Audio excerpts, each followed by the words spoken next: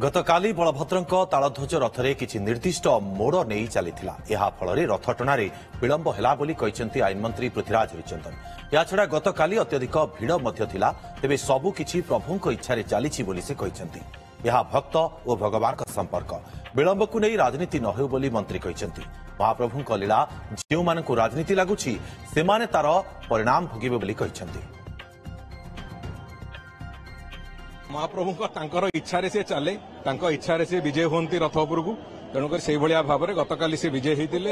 गतकाली गोटे पूरा प्रचंड भिड़ थिला जेहेतु भक्त मान गोटे बड़ समागम होता 3 दिन धरिक छुट्टी पड़ी से सब दृष्टि को देखी से दृष्टि ये कथा होता जेहेतु महाप्रभु बलभद्र रथरे किसी निर्दिष्ट मोड़ पड़ी पड़ी चलला से समय अधिका लगिला जहाँफल महाप्रभु जगन्नाथ रथ अल्प बाट विधि मुताबक टणा ही रखाला। से जदि महाप्रभु लीला राजनीतिर विषय वस्तु लगुच ताले मोर किसी कहबार ना।